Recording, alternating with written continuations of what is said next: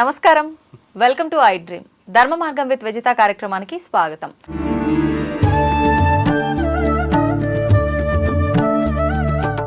ప్రస్తుతం మనతో పాటు ఉన్నారు ప్రముఖ జ్యోతిష్య వాస్తు పండితులు బ్రహ్మశ్రీ దైవజ్ఞ వీరాపురం సుబ్రహ్మణ్య స్వామి గారు. ఇప్పుడు వారితో మాట్లాడి మనకున్న సందేహాలన్నింటినీ కూడా నివృత్తి చేసుకునే ప్రయత్నం చేద్దాం.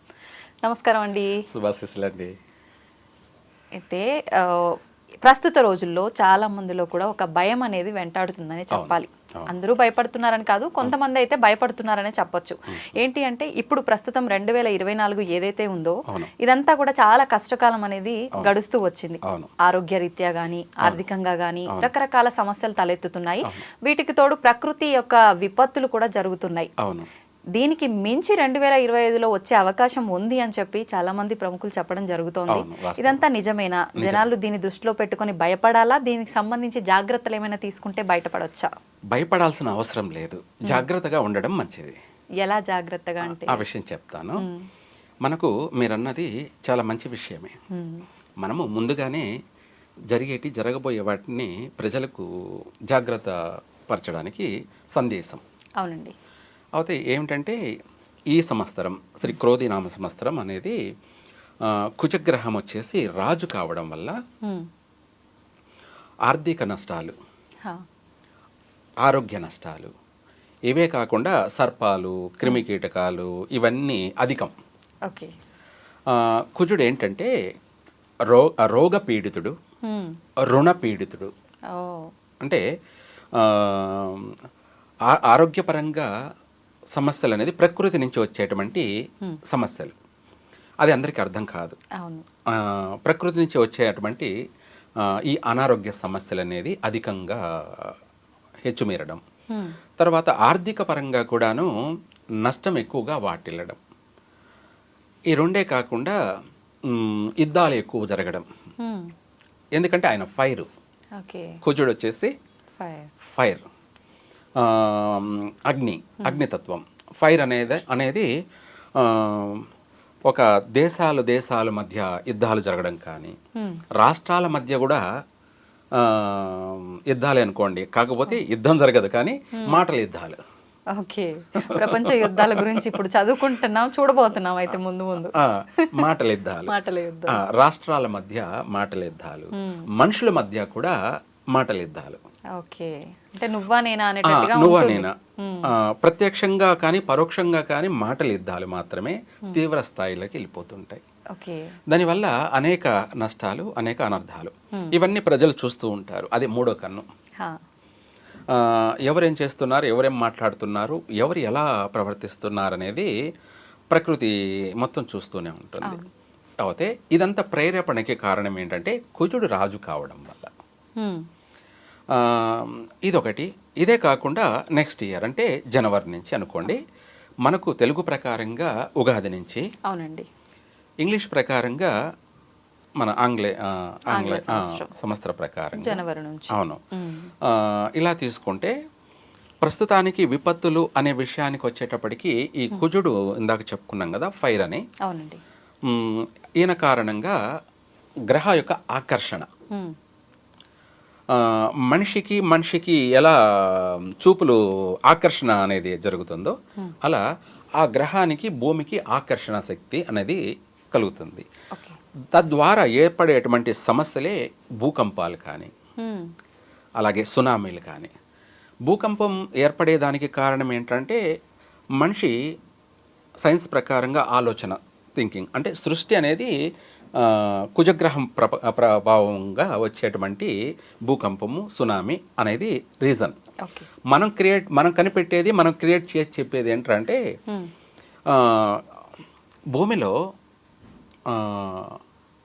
భూమి లోపల డెప్త్ అంటే లోతులో ఒక 100 అడుగులు అనుకోవచ్చు, లేదంటే 1 కిలోమీటర్ అనుకోవచ్చు. సపోజ్ కింద రాళ్ళు ఉంటాయి, పెద్ద పెద్ద రాళ్ళు ఉంటాయి. అవేంటంటే గ్రహ ఆకర్షణ వల్ల, గ్రహ ఆకర్షణ అంటే సూర్యుడు అనుకోండి, సూర్యుని యొక్క వేడికి పగలితే, రాత్రి చంద్రుని యొక్క చల్లదనానికి కూల్ అయితే, ఈ రెండు హీటు మళ్ళీ తర్వాత కూలు అయితే ఏమవుతుందంటే గ్యాస్ ఫామ్ అవుతుంది. భూమిలో. ఓకే. గ్యాస్ ఫామ్ అయిపోయేసి ఆ వేడికి ఆ ఉష్ణానికి రాళ్ళు పగులుతాయి. రాళ్ళు పగిలినప్పుడు ఆ రాళ్ళు పగిలినప్పుడు ఏమవుతుందంటే భూమి చీలకపోతుంది, అంటే పాయలు పాయలుగా చీలిపోతుంది. ఆ చీలిపోయినప్పుడే అది భూకంపం. ఓకే. అలాంటివి జరగబోతున్నాయి అయితే ఆల్రెడీ జరుగుతున్నాయి, జరగబోతుంటాయి ఇవి ఎప్పుడు కూడా. ఇవి వచ్చేసి కుజ ఆకర్షణ వల్ల, సూర్యుడు చంద్రుడి యొక్క ఆకర్షణ శక్తి ప్రభావం వల్లనే ఇవి జరుగుతుంటాయి. అలా పగిలి నెరలు చీలేదాన్ని భూకంపంగా నమోదవుతుంది. ఎందుకు మనము మీరే కనుక్కోవచ్చు ఆడవాళ్ళు. డీప్ ఫ్రిడ్జ్లో ఒక స్టీల్ గిన్నెలో నీళ్లు పెట్టేసి డీప్ ఫ్రిడ్జ్లో పెట్టేసి దాన్ని హై చేయండి. గడ్డ కట్టిపోయిన తర్వాత మనం చూసుకోకుండా ఉంటే ఇంకా కొద్దిసేపటి తర్వాత ఆ స్టీల్ అనేది చిట్లిపోతుంది. ఏమిటి? చిట్లిపోతుంది, పగిలిపోతుంది. ఉన్న పరిమాణానికన్నా ఇంకొంచెం పెద్దగా కనిపిస్తుంది ఫస్ట్ అయితే చూడడానికి. మన ఇంట్లోనే ఒక ఫ్రిడ్జ్లోనే మనము ఒక స్టీల్ గిన్నెలో నీళ్లు పెట్టి హైలో అంటే ఎక్కువగా మనము ఫ్రిడ్జ్ని టెంపరేచర్ పెట్టుకున్నామంటే దానికి ఇంత టైం కేటాయించిన తర్వాత ఇంకా ఒక గంట 2 గంటలు ఎక్స్ట్రా టైం ఇచ్చి చూసామంటే ఆల్రెడీ అది పగిలిపోయి ఉంటుంది. స్టీల్ గిన్నె ఏదైనా సరే పగిలిపోతుంది. ఒక ఫ్రిడ్జ్లోనే మనకు ఆ కూల్కి అది తట్టుకోలేక స్టీలే పగిలిపోయిందంటే ఇంకా భూమి చంద్రకిరణాల వల్ల, దాన్ని చండ కిరణాలు అంటారు. ఏమంటారు? ప్రచండ కిరణాలు అంటారు. అత్యంత కూల్ అన్నమాట. పగలంతా హీట్ అయిపోయింది, రాత్రి అయ్యేటప్పటికి కూల్ అయ్యేటప్పటికి తట్టుకోలేక ఆ రాళ్ళు పగిలి బయటికి రావడం జరుగుతుంటుంది. ఆ భూమి పొరలు చీలిపోవడం, దాన్ని భూకంపం. ఇప్పుడు ఓన్లీ భూకంపాలైనా ఈ మధ్య కాలంలో మనం జల ప్రళయాలు కూడా చూసాం. ఇక్కడ మనకు భూమి అనేది మనకు కనిపిస్తుంది, మన నివాసం ఉన్న చోట చీలితే మనము కనుక్కోగలిగినాం. ఇవి సముద్ర గర్భంలో కూడా అలాగే జరుగుతాయి. సముద్ర గర్భంలో అలాగే జరుగుతాయి. అది జరగడానికి కారణం ఏంటంటే వీళ్ళ యొక్క స్థానాలు, వీళ్ళ గ్రహాలు ఉన్న స్థానాలు, వాళ్ళ కలయిక అనే దాన్ని బట్టి ఉంటుందన్నమాట. ఎప్పుడు జరుగుతాయంటే జరగవు. దాని ఎప్పుడు జరగాలో అప్పుడే ఆ గ్రహ ఆకర్షణ శక్తి వల్ల జరిగేటివి. ఆ సముద్రంలో కూడా ఇలా సంభవించడం వల్ల నీళ్లు పైకి ఉప్పొంగుతాయి. మీరు ఎగ్జాంపుల్గా ఏంటంటే ఒక టబ్బు తీసుకొని టబ్బులో నీళ్లు పెట్టేసి అందులో ఒక బంతి పెట్టేసి ఆ బంతిని నొక్కి ప్రెజర్ చేయండి. చేస్తే ఏమవుతుందంటే నీళ్లు పైకి ఉప్పొంగి వస్తాయి బంతి మీద నుంచి. ఆ టైప్లో సముద్రం అనేది నీళ్లు ఉప్పొంగి సునామీగా రావడం జరుగుతుంది. ఆ సునామీ ఏంటంటే ఎంతవరకైనా ఉండొచ్చు. దానివల్ల తీవ్ర నష్టాలు జరిగే అవకాశం ఉంది. ఇటువంటి ప్రభావం ఇప్పుడు ఈ నెలలో కూడా ఉంది. ఈ నెలలో అంటే డిసెంబర్లోనూ ఉంది, తర్వాత జనవరిలో కూడా ఉంది. ఏ ప్రాంతాల్లో అంటే ఏమైనా చెప్పొచ్చు అంటారా? మన భారతదేశంలో స్వల్పంగా నమోదయ్యే అవకాశం ఉంది. విదేశాలలో భారీ ప్రళయాలు సంభవించే అవకాశం అయితే ఉంది. మన ప్రాంతాల్లో చెప్పుకునేటప్పటికీ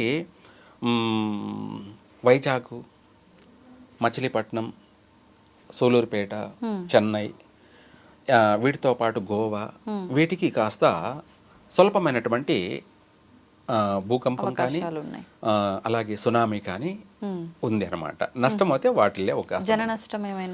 జన నష్టం కూడా జరిగే అవకాశం ఉంది. ఎక్కువగా అధికంగా ఆస్తి నష్టం జరిగే అవకాశం కూడా ఉంది. ఇంకా చెప్పాలి అంటే విదేశాలలో మాత్రం భారీ నష్టాలు జరిగే అవకాశం ఉంది. కాబట్టి దానికి సంబంధించి కూడా ఆ గ్రహాల యొక్క శాంతి కూడా చేయడం జరుగుతుంది. ఆల్రెడీ మేము చేస్తున్నాం అన్నమాట. అవునా? అంటే రాకుండా ఉంటాయా ఇవి చేయటం వల్ల? అవును, కొంతవరకు ఉపశమనం ఉంటుంది. అంటే భారీగా నష్టం జరిగేదానికన్నా స్వల్పమైనటువంటి సమస్యతో వైదొలిగిపోయే అవకాశం ఉంది. నేను ఇంకో కొన్ని ఛానల్లో కూడా పోయిన శనివారం జరుగుతుంది అని చెప్పాను, జరిగి తీరింది. శనివారం రోజే జరిగింది. శుక్రవారం, శనివారం కూడా జరిగే అవకాశం ఉంది. అంటే 2 రోజులు కూడా జరిగాయి. అయితే ఇది మనం చెప్పామనే కాదు, అంటే గ్రహాల ప్రభావం వల్ల మనము ఎక్కడెక్కడ జరగబోయేది అనేది అర్థమవుతుంటుంది. కానీ ఇవన్నీ నిజంగా గ్రహాలలో వచ్చే మార్పుల వల్లనే అనొచ్చా? కలి యుగం కాబట్టి కలి ప్రభావం వల్ల ఇవన్నీ జరుగుతున్నాయి అనుకోవచ్చా? అన్నీ కూడా కారణాలు అనేకం. అయితే అన్నీ కలిస్తేనే ఇటువంటి ఉత్పాతాలు జరుగుతూ ఉంటాయి. మన ప్రాంతాలలో ఇది వరకు ఎక్కువ శాతం జరిగినట్టు ఎక్కడా లేదు. ఇప్పుడు తరచూ జరుగుతున్నాయి. అంటే ఇంకా జరిగే అవకాశం కూడా ఉంది. దీనివల్ల జన నష్టం కన్నా ఆస్తి నష్టాలు జరిగే అవకాశం అధికంగా ఉంది. అయితే ఇప్పుడు ఈ జన నష్టము, ఈ భూకంపాలు, ఈ జల ప్రళయాలు, ఈ యుగాంతాలు, ఈ విధ్వంసాలు ఇవన్నీ పక్కన పెడితే మనకు కరోనా వైరస్ లాంటి వైరసే ఇంకొకటి రాబోతోందని చెప్పి మళ్ళీ అంతే విధమైన జన నష్టం, ప్రాణ నష్టం జరగబోతోందని చెప్పి కూడా కొంతమంది మాట్లాడుతున్నారు. నిజంగా అలాంటి అవకాశం ఏమైనా ఉందంటారా? మీరు అన్నట్టు ఇందాక చెప్పాను, కుజుడు రోగపీడితుడని. ఆ సమస్య అనేది ఉంది, కానీ అంత భారీ నష్టం జరగదు. మొన్నసారి కోవిడ్ వల్ల జరిగినంత జన నష్టం జరగదు. కాకపోతే ఆరోగ్య సమస్యలు అనేది ఉన్నాయి, వస్తాయి. వాటి వల్ల ప్రాణ నష్టాలు అధికంగా జరగవు. కాకపోతే భయం కలిగిస్తూ ఉంటుంది. తర్వాత 2025 అంటే ఏంటంటే మనకు తర్వాత ఉగాది నుంచి కూడా సూర్యుడు రాజు. ఇప్పుడు కుజుడు రాజు. అప్పుడు ఆరోగ్యం అంతా బాగుంటుందా? అక్కడ కూడా లేదండి, అదే సమస్య. ఇప్పుడు కుజుడు రాజు, ఉగాది నుంచి సూర్యుడు రాజు. సూర్యుడు అంటే ఆ రోజు ఉగాది ఆదివారం రోజు రావడం వల్ల ఏ వారం వస్తే ఆ వారం, ఆ సంవత్సరం అంతా కూడా ఆయనే రాజు. ఆయన రాజుగా ఉంటారా? ఉగాది రోజు ఆదివారం కావడం వల్ల సూర్యుడు అధిపతి. అనగా ఆ రోజు రాజు, ఆ సంవత్సరం అంతా కూడా రాజు ఆయనేనమాట. అయితే ప్రపంచంలో, ప్రకృతిలో సూర్యుడు రాజు కావడం వల్ల ఆరోగ్య సమస్యలు ఉన్నాయి. అంతేకాకుండా విపత్తులు కూడా అధికంగా ఉన్నాయి. వీటికంటే మించి యుద్ధ వాతావరణాలు కూడా ఉన్నాయి, అంటే దేశాల మధ్య. వీటితో పాటు ప్రజలలో, రాజకీయాల్లో ఎక్కువగా విపరీతమైనటువంటి భేదాభిప్రాయాలు రావడం జరుగుతుంది. అంటే ప్రతి ఒక్కరూ రాజకీయం స్టార్ట్ చేస్తారు. చిన్నపిల్లల కాడి నుంచి కూడా ప్రతి ఒక్కరూ రాజకీయం అనేది, అవగాహన అనేది విపరీతమైపోతుంది. దీనివల్ల నష్టం జరిగే అవకాశం ఉంది. అంటే చెప్పాలంటే సైకాలజికల్గా ఎవరు ఎలా ప్రవర్తిస్తున్నారో అనే ఊహించలేనంత విధంగా తారాస్థాయిలోకి వెళ్ళిపోతుంది రాజకీయ ప్రభావం. అనేక అనర్థాలు, అనేక నష్టాలు, అనేక సమస్యలు ఇవన్నీ కూడా ఎదురయ్యే అవకాశం ఎక్కువగా ఉంది. మొత్తం మీద ఓవరాల్గా ఏంటంటే ఈ సంవత్సరం, వచ్చే సంవత్సరం అంతా కూడాను విచిత్రమైనటువంటి ప్రకృతి విపత్తులు, రాజకీయ విపత్తులు, ఈ అనేకమైనటువంటి నష్టాలతోటి ప్రజలంతా కూడా డిస్టర్బ్ జరుగుతుంది. కానీ అలా అనేసి భారీ నష్టాలంటే ఏముండవు. మీరు ఇందాక అడిగినట్టు కరోనా లాగా వచ్చేటువంటి ప్రపంచానంతా భయపెట్టే అంత అనారోగ్య సమస్యలు, వైరస్లు ఏమి లేవు. చిన్న చిన్నవి అవన్నీ వస్తుంటే పోతూ ఉంటాయి. మరి ఈ భయం మనం ఎంత వద్దు అనుకున్నా తీసేయలేము. ఎప్పుడేమవుతుందో ఈ భయం ప్రతి ఒక్కరిని వెంటాడుతుంది. దాని నుంచి విముక్తి పొందాలంటే ఏదైనా దైవ ఆరాధన, మంత్రం అలాంటిది ఏదైనా? ముఖ్యమైనది అదే కదా. ఈ విశ్వంలో ఏదైనా మార్గం ఉంది అంటే అది భక్తి అనే మార్గం ఒకటే. ఇది అత్యంత శక్తివంతమైనటువంటి ఆయుధం, అత్యంత శక్తివంతమైన ఆయుధం. ఇంకా దానికంటే మించిన ఆయుధం అంటూ ఎక్కడా లేదనమాట. ఏ లోకానికి వెళ్ళినా కూడా లేదు, దొరకదు, ఉండదు. ఏంటండి ఇంతకది? భక్తి అనే ఆయుధం. ఓకే, మంత్రం ఏదైనా చెప్తారేమో అనుకున్నా. అయితే ఇప్పుడు చాలా మంది యుగాంతం అని చెప్పేసి ప్రచారం చేస్తున్నారు. యుగాంతం అనేది ఇప్పుడు జరగదు. కలియుగంలో ప్రారంభమై 5,000 సంవత్సరాలే, ఇంకా లక్షల సంవత్సరాలు ఉంది. మొదటి పాదమే 1,00,000 చిల్లర ఉంది అనమాట. ఏది 1,00,000 పైన సంవత్సరాలు గడవాలి కలియుగంలో, అప్పుడు 1వ పాదం అవుతుంది. అలాంటిది ఇంకా 3 ఉంటాయి, ఇంకా మొదటి పాదంలోనే మళ్ళీ మొదటి పాదంలో ఉన్నాం. 4 పాదాలలో 4,00,000 చిల్లర సంవత్సరాలు ఉంటే మనము ఒక సంవత్సరం ఇప్పుడు వచ్చేసి 1,00,000 కూడా జరగలేదు, 5,000 మాత్రమే జరిగింది. అంటే మళ్ళీ ఒక్కొక్క పాదంలో కూడా మళ్ళీ 4 పాదాలు ఉంటాయా? అలా అనుకోండి భాగాలుగా. ఇప్పుడు మనం ఒక నక్షత్రం అనేది, ఒక రాశిలో నక్షత్రం ఉంటే నక్షత్రానికి 4 పాదాలు ఉంటాయి, 4 అక్షరాలు వస్తాయి. ఇప్పుడు మనము ఎగ్జాంపుల్గా అశ్విని నక్షత్రం 4 పాదాలు ఏంటంటే చు, చే, చో, లా అక్షరాలు. ఈ 4 పాదాలు. 4 పాదాలు అంటే 24 గంటలు ఉంటే వాటిని 4 భాగాలు చేస్తాం. 4 భాగాలంటే ఎన్ని భాగాలు వస్తాయి? ఒక్కొక్క పాదం 6 గంటలు, 4 ఆరుల 24 గంటలు ఒక రోజు. అలాగే ఇక్కడ యుగం కూడా అంతే. కలియుగం కూడా 4 పాదాలు ఉంది.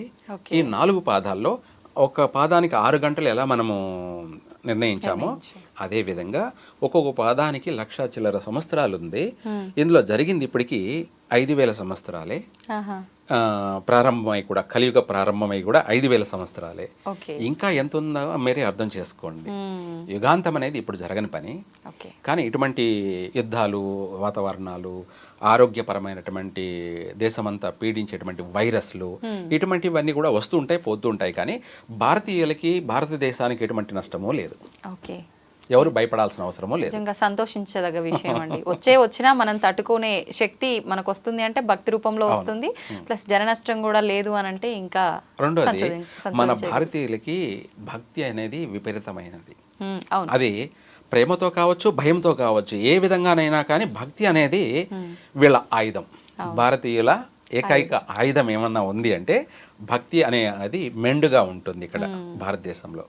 ప్రతి ఒక్కరిలోనూ భక్తి ఉంది. ఆ భక్తే వీళ్ళను కాపాడుతూ ఉంటుంది. యుగం అంతమైనా కూడా భారతదేశం నుంచే మళ్ళీ విస్తరించే అటువంటిది. అంటే అన్ని దేశాలు అంతరించిపోయినా భారతదేశంలో చాలా మంది నిలిచే ఉంటారు. మరి మళ్ళీ కొత్త యుగానికి మనుషులు కావాలి కదా, సృష్టి జరగాలి. అది భారతీయుల నుంచే జరుగుతూ ఉంటుంది ఎప్పటికీ కూడా. ఇప్పటికి గడిచిపోయిన 3 యుగాల్లో కూడాను భారతీయుల వల్లనే ఇది వస్తూ పోతూ ఉంటుంది.